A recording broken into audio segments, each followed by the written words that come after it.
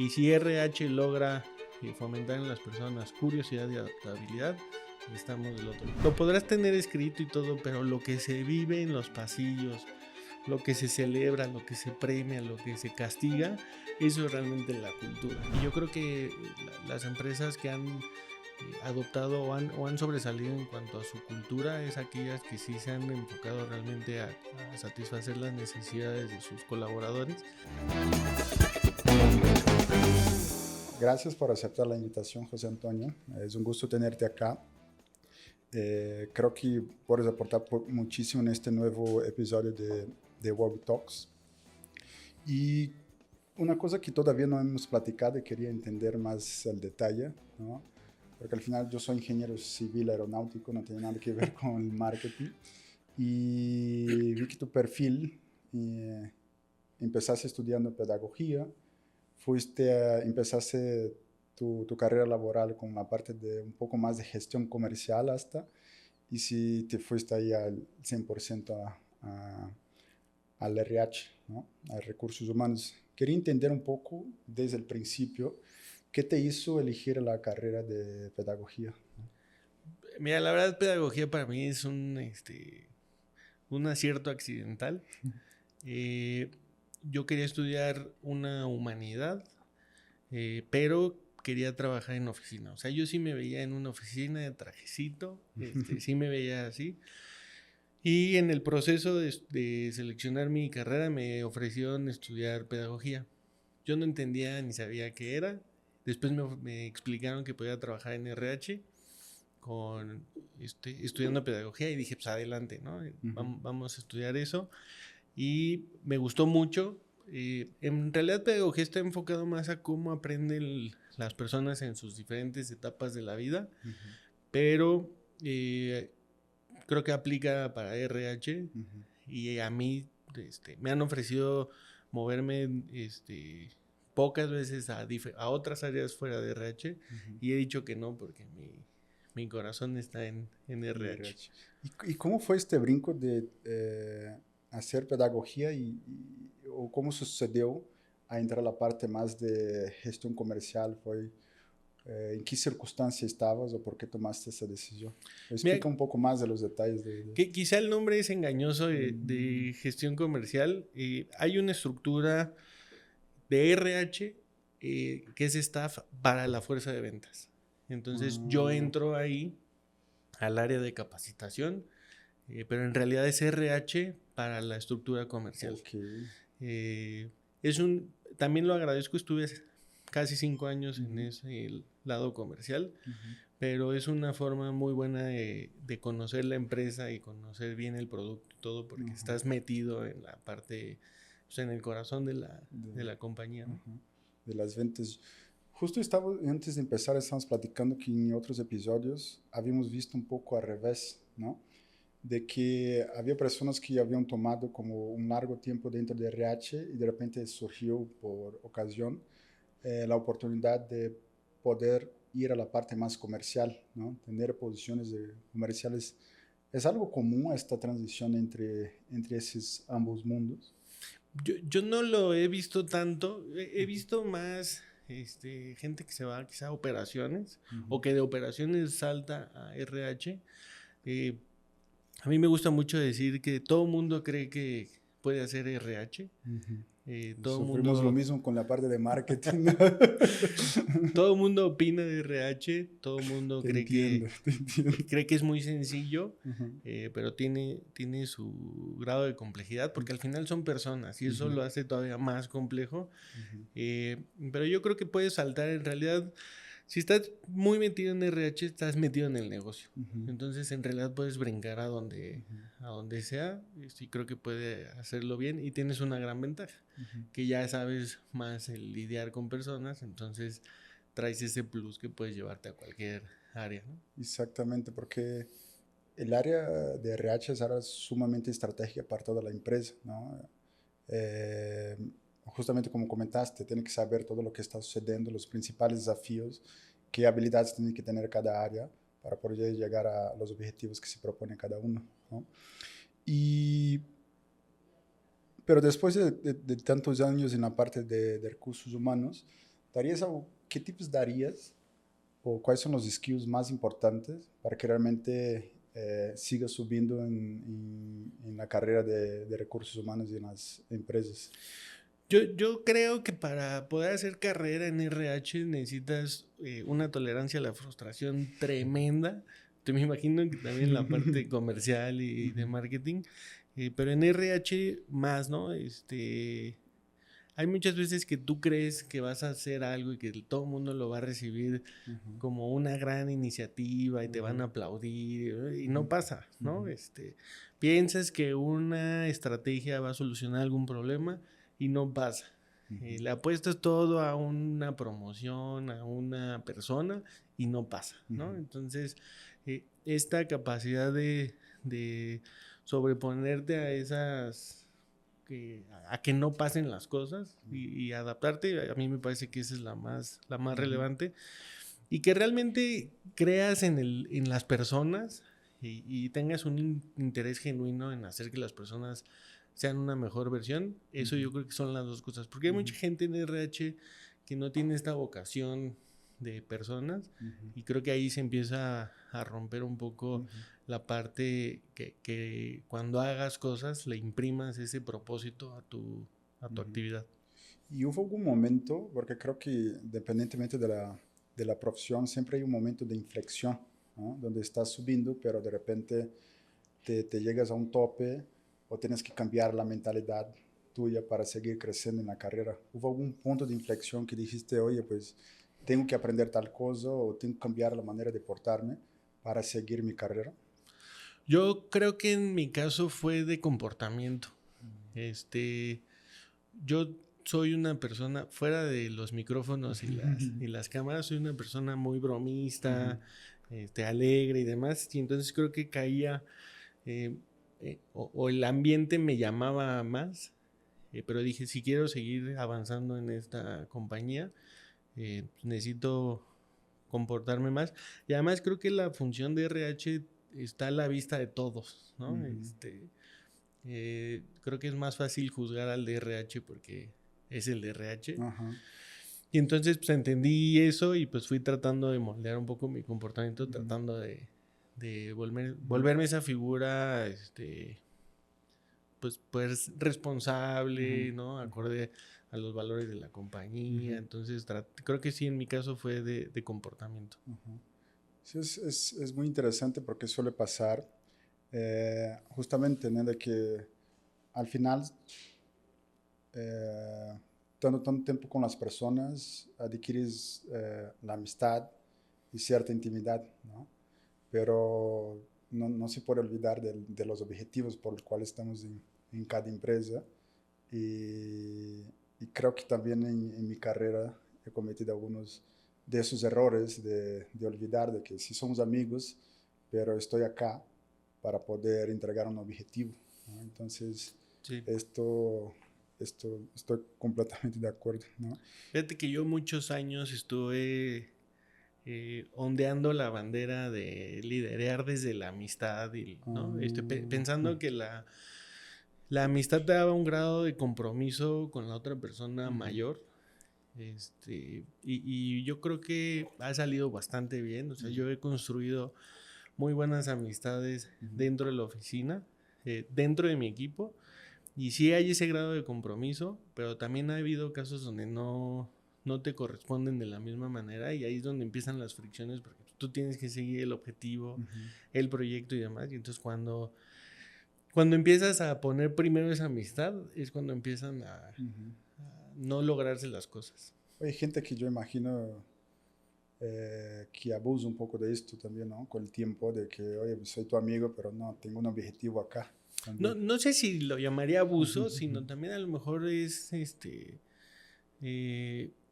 pues esta cierta comodidad, ¿no? Pues no me esfuerzo tanto porque pues al fin me van a apapachar, me van a cuidar, ¿no? Okay. Yo creo que es esta tranquilidad y confianza pero no lo llevaría a ese grado de abuso. Bueno, al menos en mi caso, pero no sé si a ti te ha pasado al revés. A mí, yo siento que, como se dice en México, ¿no? Ni muy, muy, ni tanta. Ujú. Y hay que, obviamente es muy natural tener estas relaciones de amistad, como se crea algo que uno se va a recordar, ¿no? Por mucho tiempo, Sí, pues estás pero dos no se puede terceras partes de confundir. tu día estás en la oficina. Exactamente. Pero lo que puede pasar es no confundirte las cosas, ¿no?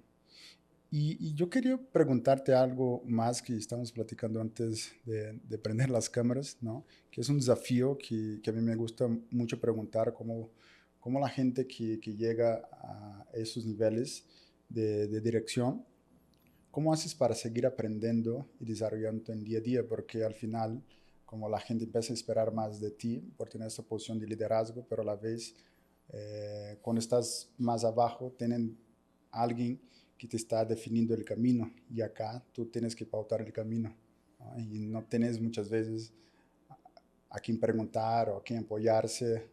Entonces, ¿cómo haces para seguir aprendiendo, desarrollando profesionalmente una vez que llega a estas posiciones? Mira, yo creo que en mi vida ha habido dos momentos de formación formal. Ujú. Uno fue la maestría, donde fue después de 10 años de haber terminado la licenciatura, vuelvo a pisar la Ujú. universidad para estudiar la maestría. Y ahí dije, oye, sí me gusta aprender, ¿no? Ujú. Y como que traía esa cosquillita.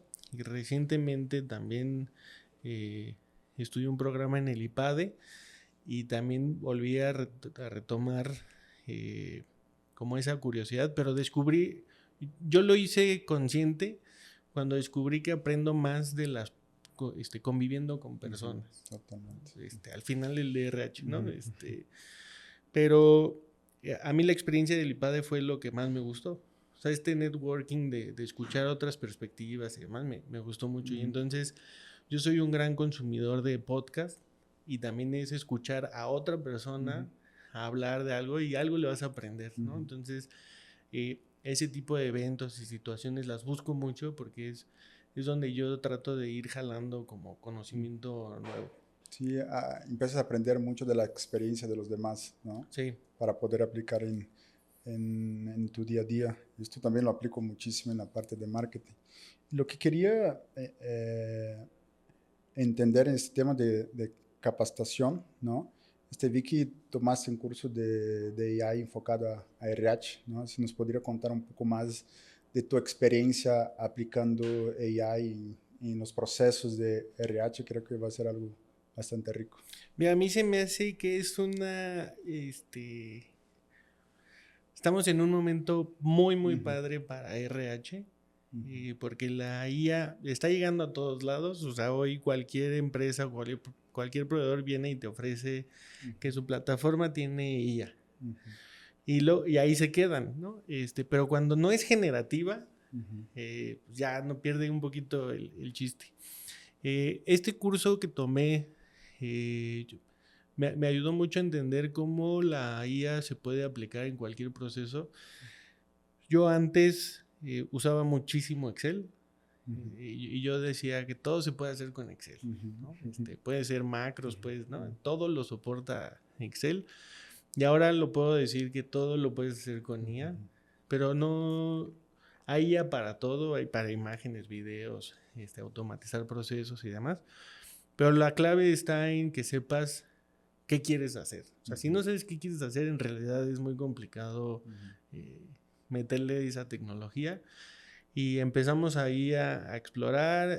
Me metí a este curso, trato de estar pendiente como de todas esas iniciativas de formación. Y pues sí, me he estado metiendo. Y yo creo que RH va a ser una de las áreas claves para la Ujú. adopción de IA en las organizaciones. Ujú. Tiene que ser como la humedad, ¿no? Se tiene que ir metiendo Ujú. poco a poquito en las organizaciones, pero tiene que ser RH quien crea estas experiencias dentro de las organizaciones. Si no, va a ser más complicado. Sí va a pasar la adopción de estas tecnologías, pero va a costar un poquito más. Exacto. Era lo que comentábamos del mismo desafío que se vive con la parte que ya ha empezado há algunos años, la parte de transformación digital. A mí me tocó trabajar en la parte de transformación digital en una empresa mexicana grande y y sí lo tomaba inicialmente como un bicho aislado, ¿no? Pero lo que justamente vi es como que si lo trata de manera aislada solamente en un área, es como tienes que cambiar la verdad, la mentalidad de toda la empresa, y que cada quien tiene que pensar de manera digital.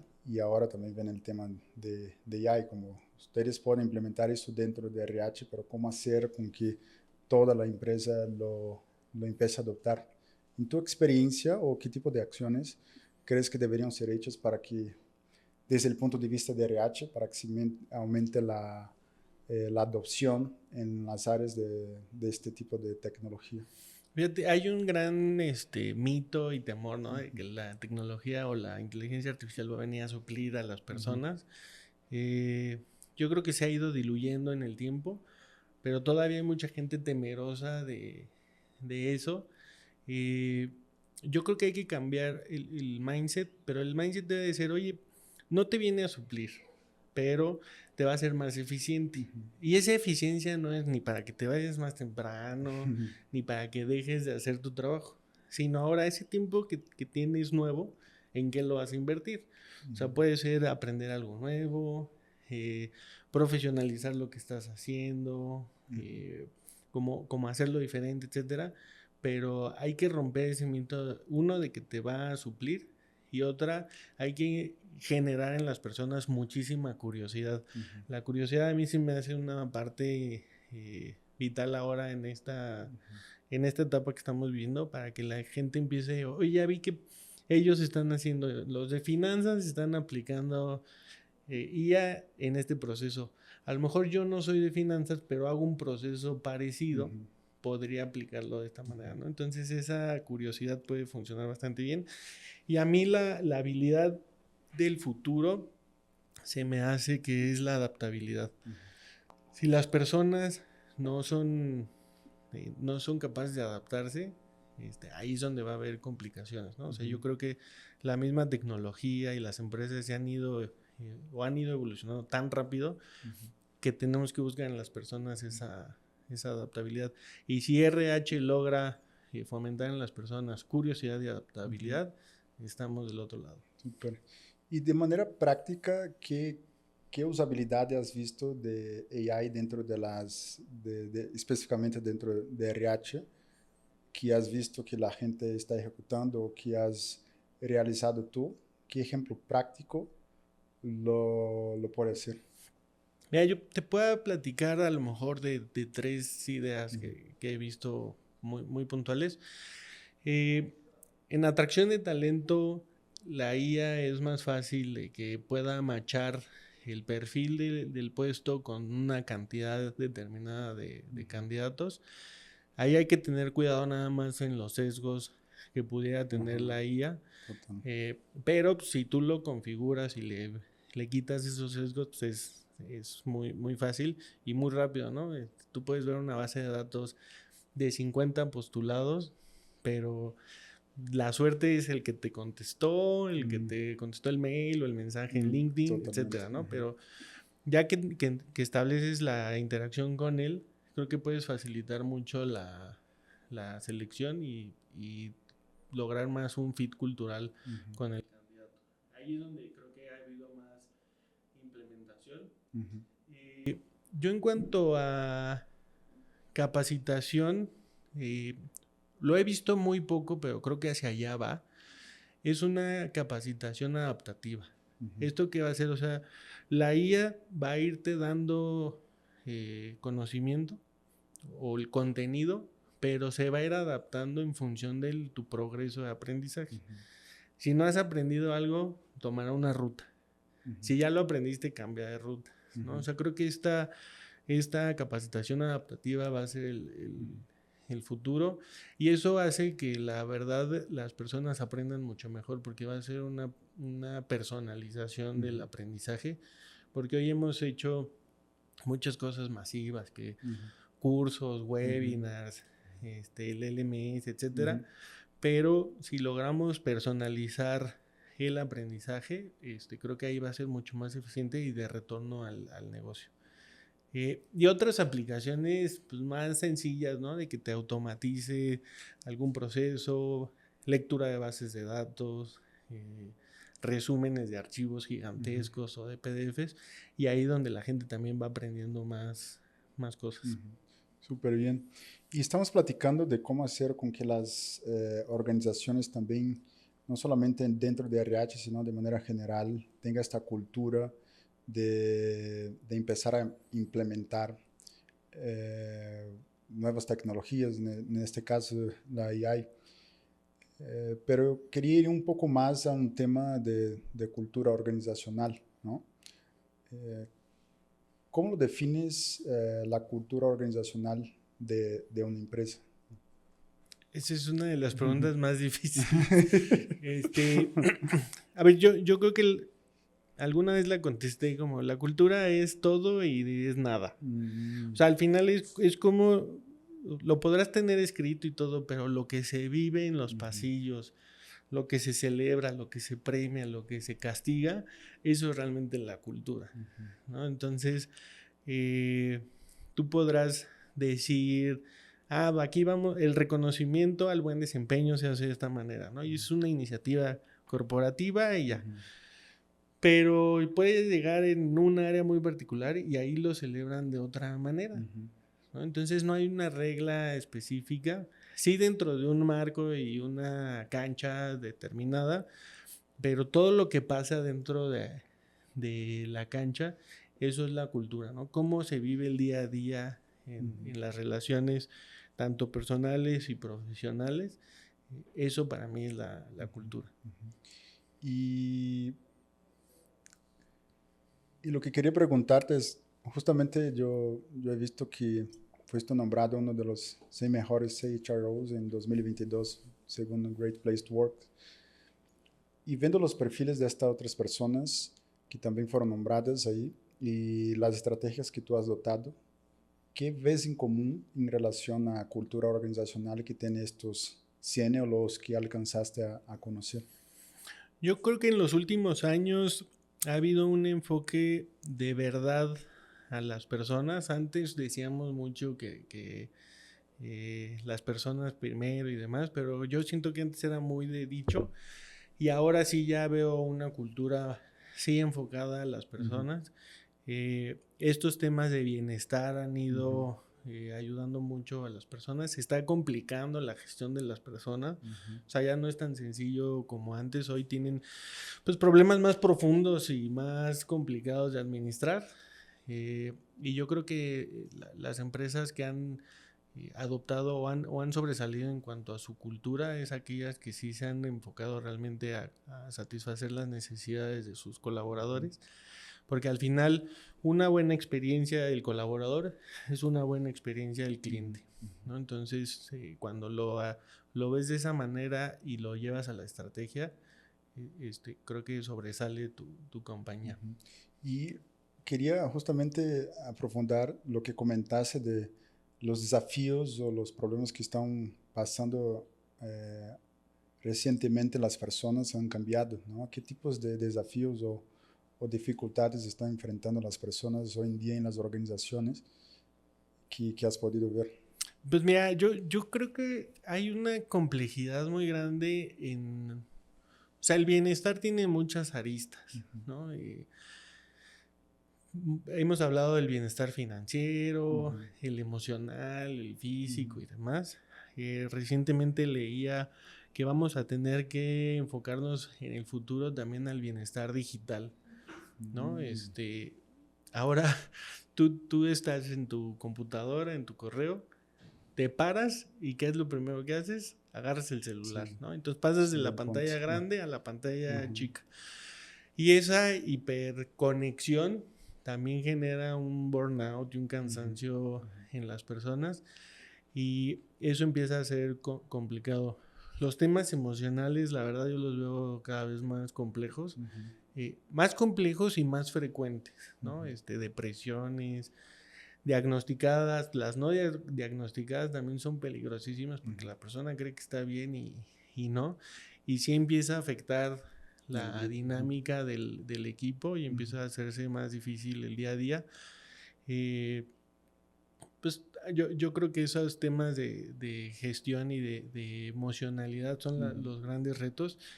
Y luego no solo es RH, sino cómo vas a habilitar al jefe que está al ladito de él para que sepa administrar una emergencia, o cómo puede ayudarle a esa persona de verdad. Porque a lo mejor nos va a el tema desde antes, ¿no? Sí, porque a lo mejor nos va a llegar a nosotros de RH ya súper quemado o muy severo el problema, pero en realidad quien tiene que contener es el círculo cercano, ¿no? Del día a día. Entonces, ¿cómo habilitas tanto a compañeros y jefe a que sean una red de apoyo a cualquier situación, ¿no? Esos son los retos, me parece que de momento, y los retos de liderazgo. O sea, hoy ser líder es más complicado que antes. Porque tienes que lidiar con estos tipos de situaciones que antes no eran tan comunes, o por lo menos no salían tanto a la luz. ¿Y cómo haces para prevenir ese tipo de situación, ¿no? O monitorar si has identificado, y después de una situación más crítica a pasar por una situación como un burnout? ¿Cómo ayudas a los colaboradores? Y como dijiste, ¿cómo capacitas el líder que está en el día a día ahí con él a manejar, ¿no? A identificar, a dar seguimiento y a ese tipo de situaciones más críticas que pueden pasar? Y a nosotros nos hemos enfocado mucho a generar información, ¿no? Pero no la información solo es para nosotros. O sea, esa información la tenemos que democratizar y que todos tengan acceso a esa información. Es muy complicado porque también tienes toda la parte de protección de datos y demás, ¿no? Pero si logramos encontrar los caminos seguros y confiables para que el jefe tenga esa información, es lo mejor. Hacer los pulsos de cómo está la gente lo más cortitos que se pueda es mucho mejor, porque entonces vas a ir detectando la evolución en el día a día. Hay una práctica que a mí me gusta mucho. Te voy a dar dos ejemplos. Aeroméxico pregunta todos los días, creo que son como 5 preguntas, ¿cómo está la gente? Y es con la metodología del APGAR, de cuando nacen los niños, les hacen un estudio APGAR y dan una calificación, usan ese símil y eso es diario una calificación para ver cómo está el estado de ánimo de las personas, ¿no? Amazon, por ejemplo, todos los días les hace una pregunta al día de diferentes temas, pero el chiste es escuchar a los colaboradores lo más frecuente. La frecuencia es más importante, digo, es una mezcla, pero necesita también la frecuencia, no solamente la profundidad, ¿no? Sí, la frecuencia es importante porque a lo mejor tú tienes la foto de hoy y accionas o lo terminas de analizar 2 meses después, ya no te sirvió, ¿no? Entonces sí, en cuanto lo tengas, que sepas accionar, y sobre todo yo insistiría mucho en involucrar al líder, ¿no? RH tiene pues, al final una capacidad de alcance limitada, pero si lo llevas con los líderes es mucho más fácil que sí llegues hasta los rincones de la organización. Y cuando un líder no está cumpliendo con este papel, ¿no? ¿Qué tipo de medidas como recomiendas, o ves que la gente, o cuál es el papel de RH para corregir esto, ¿no? Ya empezó, a ver, así como mides el performance de las personas, hay que medir el performance del liderazgo. ¿Qué tan buen o mal líder es, ¿no? Y las medidas son tan drásticas o tan preventivas como quieras, ¿no? Puede ser desde formación hasta la desvinculación, ¿no? Dependiendo de qué tanta recurrencia haya de la situación, mala gestión, a lo mejor, ¿no? Pero yo diría que ahí es apostarle de manera preventiva a la formación de liderazgo. Y una parte clave sería también buscar a quién estás promoviendo, a quién estás poniendo en esas posiciones de liderazgo. Muchas veces tendemos a promover o a poner en posiciones de liderazgo al que más sabe. Y no necesariamente el que más sabe es el que va a ser el que mejor gestione al equipo. Total. Y puede ser muy buen técnico, pero un muy mal líder, ¿no? Entonces, yo me enfocaría mucho a medir muy bien a quién estás poniendo en esas posiciones, porque a mí sí me hace clave, porque ellos son los guardianes de todo lo que hagas en RH, ellos son los guardianes de las iniciativas, los promotores, los que te van a cuidar la cultura. Entonces, Total. es una parte muy, muy importante en la organización. Y hablaste como, me hizo interesante que hablaste justamente del papel del líder, ¿no? En transmitir esta cultura de prevención, del bienestar de los colaboradores, ¿no? Pero desde un punto de vista de bienestar también, ¿no? ¿Qué tipos de estrategias de compensación? ¿Haces una estrategia diferente de compensación y beneficios o de bienestar de manera general entre los líderes y los colaboradores? ¿O qué tipo de cosas se tiene que fijar más? ¿O qué diferencias van a haber al momento de montar un programa de bienestar? Mira, en cuanto a compensaciones, yo creo que no importa el nivel, mientras tu oferta de valor al empleado realmente sea atractiva, ¿no?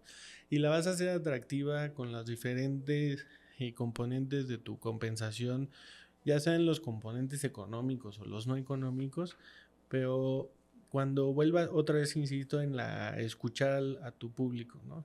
Si estás constantemente escuchando y viendo qué te hace falta mejorar, creo que ahí puedes mejorar tu oferta. Y en temas de bienestar, yo me enfocaría mucho, digo, al final estoy en una empresa financiera y yo creo que uno de los principales dolores de las personas es el estrés financiero. O sea, el estrés financiero de verdad sí hace que la gente no duerma, ¿no? Pero cuando tienes unas finanzas sanas, un buen presupuesto, etcétera, adaptado y acorde a tus ingresos y vivas esa realidad, pues está perfecto. Pero entonces, cuando empiezas a tener unas malas finanzas, el estrés financiero te come, o sea, es muy complicado y salir de eso luego es complicado. Nosotros hemos tratado de enfocarnos en las mayores esferas posibles, ¿no? Físico, mental, financiero, y no a todos les funciona todo. Entonces también tratar de hiperpersonalizar las iniciativas ayuda muchísimo. Nosotros, por ejemplo, y lo conecto con lo de inteligencia artificial, llevamos un par de años haciendo tamizajes, ¿no? Y este tamizaje antes te daba el resultado y ve al doctor y que Dios te bendiga y ya. Pero ahora hicimos un pequeño prompt que tú le puedes dar a la inteligencia artificial y lo tiene que hacer cada persona por el tema de datos, ¿no? Pero le puedes subir el comparativo de tus dos tamizajes, el pasado y el actual, con el prompt, y entonces te da el comparativo y te dice si vas mejorando, vas empeorando y qué tienes que hacer para poder mejorar tus indicadores. Súper bien. Súper bien. Se me hace muy interesante. Pero otra vez el tema de la protección de datos es algo súper sensible, ¿no? Porque estás manejando la información de la salud de la gente, salud, sí. ¿no?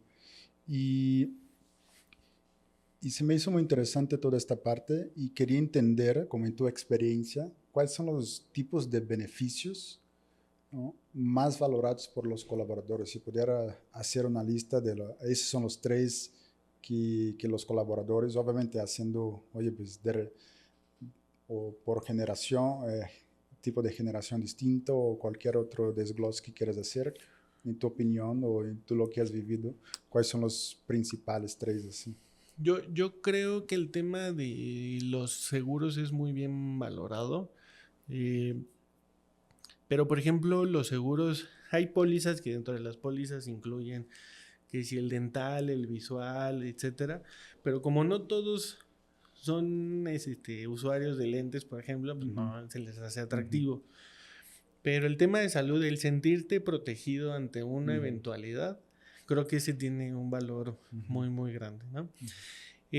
Otro beneficio no económico es el tema de la cultura. La cultura qué tan atractiva es, o sea, qué actividades tienes de sociales, que si el detalle en tu cumpleaños, el detalle en celebraciones particulares, esa cultura la gente sí la está valorando como parte de su compensación. Nosotros tenemos algunos casos donde no se quieren ir de la compañía o han rechazado ofertas porque dicen, yo no sé si allá tenga lo que vivo hoy aquí. Totalmente. Y el tercero, no es una prestación ni un beneficio, pero es súper poderoso. Tienes que tener un propósito. Si tu compañía tiene un propósito y conecta con el propósito de las personas, te vas a lograr una relación de largo plazo con esa persona. Totalmente, totalmente. Y hablando de bienestar, porque también cuando obviamente hay metas, toda empresa tiene sus metas, ¿no? ¿Cómo, en tu opinión, cuál es la mejor manera para manejar una cultura de equipos de alto impacto, ¿no? De performance, sin descuidar la parte del bienestar de los colaboradores? Parece que es una u otra, ¿no? Pero yo creo que cuando logras que las personas estén en su mejor estado de bienestar, vas a lograr una persona muy productiva, ¿no? Entonces, todos los programas de bienestar ya no son moda. O sea, yo creo que hoy ya son una necesidad de las organizaciones. Los candidatos ya lo piden. Las nuevas generaciones lo piden todavía más.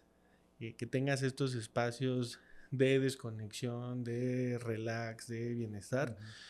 Y cuando tú le contribuyas a la persona en que se sienta mejor, va a regresar a su lugar de trabajo, el que sea en su casa, en la oficina, etcétera, va a regresar de una manera más productiva y se va a sentir mejor. Y entonces yo sí creo en esa relación de que a mayor bienestar, mayor productividad. Totalmente, totalmente. Y cuando, en tu experiencia, platicando con otras personas de recursos humanos y lo que has podido ver en el mercado, ¿cuáles son las primeras métricas que son afectadas de la empresa, ¿no? Cuando no, o primeros indicativos cuando no hay un bienestar de los colaboradores? ¿Cómo lo puedes ver así de inmediato los síntomas iniciales, digamos así? Yo te diría que la rotación es uno. La gente hoy valora mucho más su bienestar y entonces a cualquier síntoma de que ya está perdiendo ese bienestar, prefieren buscar una alternativa que sí le dé bienestar y la rotación empieza... y hay que tener esos datos súper fragmentados porque la rotación puede empezar por un grupito y se va haciendo más grande, ¿no? Entonces hay que tener esta capacidad de analizarlo por segmentos para poderlo identificar en el momento correcto. Otra es la permanencia. O sea, ¿cuánto dura la gente en tu organización? Yo te podría decir que orgullosamente que la compañía en la que estoy tenemos un promedio muy alto de permanencia. Más o menos en posiciones corporativas tenemos una permanencia de 7 años, que son carreras muy largas. O sea, no ves usualmente carreras de 7 años promedio. O sea, quiere decir que hay gente como yo que tenemos 18 años ahí. Y entonces sí hemos detectado que la gente se empieza a ir antes cuando no se empieza a sentir bien, ¿no? Y lo complicado es que en ese proceso, tanto en la rotación o en la permanencia, empieces a perder las personas valiosas.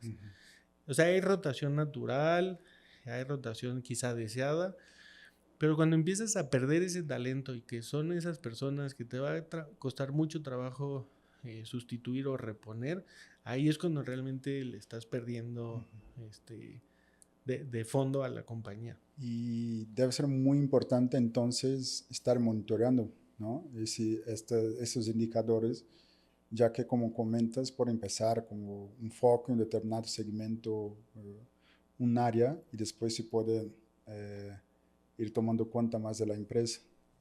Pero en una situación donde ya hay esos síntomas más avanzados y sabiendo que el tema de bienestar lleva algún tiempo para cambiar, ¿no? ¿Qué sugieres o qué recomiendas a las empresas que ya tienen un tema de bienestar más afectado, que tiene una rotación más alta, que la gente se empieza a ir realmente de la empresa, que se está bajando la productividad? ¿Cómo hacer este primer paliativo en una situación que ya está más avanzada? Algo muy poderoso sería escuchar a los que les está doliendo, ¿no? Es como cuando vas al doctor y pues no le pregunta al paciente, el paciente está enfrente y no le pregunta al que lo acompaña. O sea, al final hay que preguntarle a las personas qué les está doliendo. Porque a lo mejor el número no lo dice todo, y a lo mejor no estamos viendo la realidad del equipo, etcétera. Entonces, yo me iría a escuchar a las personas, o sea, pero con una intervención muy frontal de hemos detectado esto, los números dicen esto, qué está pasando, ¿no? ¿Qué les está valiendo? ¿Cómo podemos mejorarlo? Y ser muy claros con ellos, qué sí se va a poder y qué no, ¿no?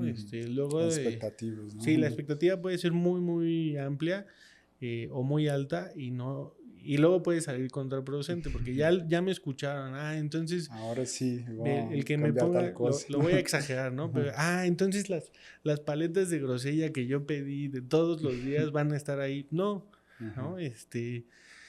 Mientras seas muy claro y transparente en qué quieres conocer y qué vas a hacer con eso, creo que va a ayudar mucho en que las personas empiecen también a confiar en la organización y darle el tiempo, ¿no? Como dices, no se va a resolver rápido, pero darle el tiempo a que las cosas ocurran.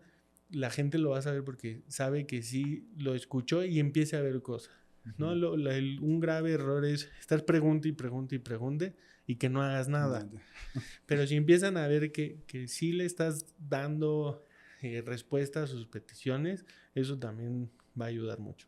Creo que la transparencia, como comentas, ¿no? Y el seteo correcto de las expectativas puede transmitir muy bien en este caso, un sentimiento de cambio, ¿no? Y sentir, oye, en esta persona, puede ser que la situación no sea la mejor del mundo que me está planteando, pero yo puedo confiar en lo que ella está diciendo y de alguna manera te da una paz, ¿no?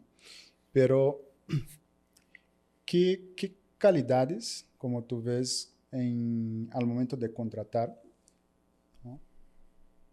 Principalmente en posiciones más de liderazgo, ¿no? Sea internamente en la empresa o externo, si la vacante es abierta, que tiene que tener estos líderes que van a tener un equipo de alto impacto en la empresa? ¿Cuáles son las características que tienes que buscar de este líder que sí va a generar un equipo de alto impacto? Mira, yo veo tres. Uno es su capacidad de aprendizaje, o sea, que quiera seguir aprendiendo, eso va a ser vital, porque de esas personas no van a esperar a que el área de formación llegue y les dé la capacitación, solitas van a estar haciendo algo para aprender, ¿no? Entonces yo me quedaría con autoaprendizaje. Pensamiento crítico me parece relevante porque muchas veces tienen que resolver problemas con información incompleta. Y el pensamiento crítico justo hace que llenen esos huequitos para que encuentren la mejor solución al problema. Y la adaptabilidad. O sea, es así adaptabilidad porque ya hablamos de esta adaptabilidad a las tecnologías y demás.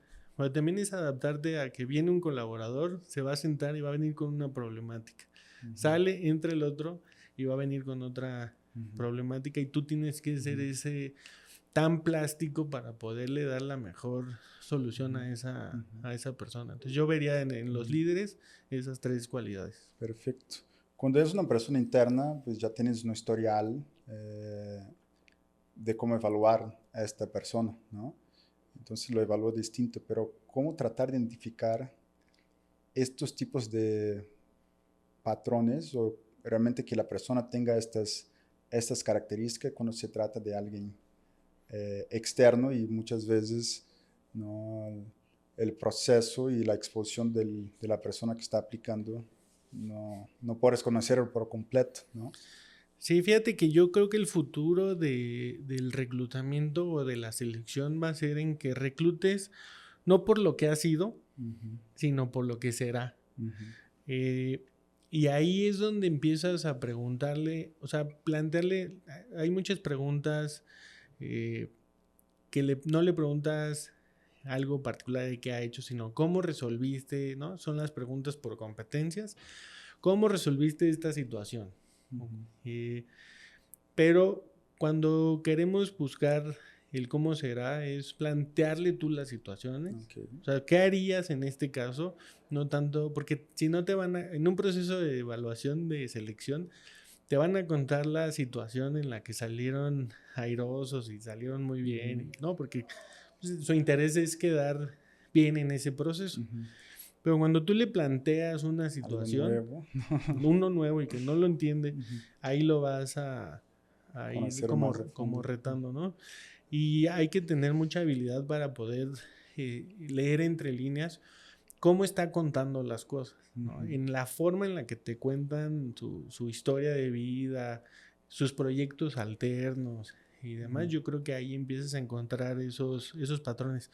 Es muy complicado, o sea, no hay una receta mágica, pero ahí otra vez yo me ayudaría de la inteligencia artificial, ¿no? A lo mejor tú estás metido en la entrevista y viendo cuál es tu siguiente pregunta y perdiste parte del contenido relevante que te va a ayudar a detectar eso que estabas buscando, pero no, esa capacidad de estar atento en la entrevista es complicada. Entonces yo me ayudaría de herramientas para identificar esas brechas que no lo estamos viendo. Y sí me hace sumamente interesante. Yo estoy leyendo un libro de Growth Mindset y justamente habla que hay dos tipos de pensamientos en la empresa. El Genius Mindset y el Growth Mindset. Y es justamente lo que comentas, como uno, como trata de decir, no, esta persona fue a esta universidad, tuvo estas experiencias, entonces lo empieza a poner en un patamar como, no, ese tipo es muy bueno, y hay tipo bueno y tipo malo. Y la mentalidad de growth es como, no, quiero saber cómo esta persona realmente salir de las situaciones, ¿no? Sabe manejar las situaciones y mirar hacia adelante, ¿no? Y por más que suene bonito como, yo voy a contratar a los mejores por su pasado, pero lo que propone justamente esta nueva manera de ver es como, no, tienes que agarrar a la gente con potencial, más que solamente su currículo, ¿no? Tienes que mirar hacia adelante, ¿no? Muy bien. Y para ir ya un poco cerrando, ¿no? Creo que ya platicamos de varios temas sumamente interesantes. El tema de AI. Muchas gracias por los insights. Ahí, a lo mejor vamos a seguir platicando de hacer algo especial para ese tipo de contenido para nuestra audiencia. Pero quería regresar con la pregunta inicial después de tanta plática. Una de las preguntas iniciales es, ¿cuáles son los tips que darías a la gente que realmente está trabajando como RH pero quiere pasar a este siguiente nivel? Yo creo que para seguir avanzando es... qué complicada la pregunta, porque igual no hay una receta. Sí, lo que funcionó para ti va a funcionar distinto. No necesariamente. Puedes encontrar elementos comunes a la gente que tú ves en la industria, que llegó a cierto patamar, que es exitosa, que ha logrado lo que quería hacer dentro de RH, y cuáles son los elementos en común. Yo lo que he visto en las personas que son exitosas en RH es cuando realmente trabajan en RH con propósito y que realmente creen en el poder desarrollar a las personas, ¿no? No es ir y trabajar en cierto horario y ya, ¿no? En mi caso, por ejemplo, yo sí creo profundamente en el desarrollo de las personas. Entonces, tú te vuelves ese facilitador y como vías para que la persona, o carreteras para que la persona corra hacia esa mejor versión. Pero cuando no tienes esta vocación realmente de personas, es muy, muy complicado, ¿no? Hay personas que se frustran muy rápido y en RH pues eso pasa todos los días, ¿no? Y te tiene que gustar el estar con personas, ¿no? Yo, por ejemplo, hay veces que amanezco, parte de la rutina es veo mi agenda y digo, hoy va a ser un día tranquilo. Y es el peor día, porque como te ven tranquilo sin juntas, es cuando llega uno y, oye, me regalas 5 minutos. Todo el día. Oye, ¿no? Pero al final termino el día y digo, no hice nada. Y vuelvo a ver qué hice y digo, no, sí hice mucho, ¿no? O sea, pude contribuirle a las personas. Y yo creo que en RH eso es lo que se necesita, realmente una vocación de personas y de querer ayudar a otros. Sí, es un tema muy importante porque creo que independientemente de la carrera, en algún momento esto te va a pesar. Si no estás haciendo realmente lo que te gusta, ¿no? A lo mejor puede venir un poco después porque las frustraciones o de alguna manera te ha ido bien, las situaciones pues sucedieron, pero tarde o temprano vas a deparar con esta pregunta, ¿no? De qué realmente ¿Qué te llena, hacer, ¿no? ¿Qué realmente te hace feliz? ¿Cuál es ese fuego? Esa es la pregunta más difícil de hacer, ¿no? Y los que logran entender saben contestar esta pregunta de manera general desde de pequeños, creo que son los que pueden ir al camino que quieren más rápido, ¿no? Sí, o sea, me parece que es como, usando la analogía, es como Waze, ¿no? O sea, en realidad siempre vas a llegar, pero si te agarras una calle a la izquierda que no era, va a recalcular. Vas a llegar más tarde, pero vas a llegar, ¿no? Entonces, si tienes muy claro por qué estás en RH, cuál es tu contribución, y que lo entiendas con mucha honestidad, porque también hay mucha responsabilidad. Yo siento que en RH somos muy responsables de las personas. Es un compromiso moral muy grande decir, oye, ¿cómo le voy a contribuir a esa persona, ¿no? Voy a ser parte de su vida profesional y entonces ¿cómo quiero que me recuerde esta persona? Entonces cuando combinas eso y realmente le metes propósito, ahí yo creo que ese es el éxito. Si fuera a dar una fórmula mágica, sería esto, ¿no? Muchas gracias, José. Muchas gracias por la plática del día de hoy. No, a ti, Israel. Muchísimas gracias.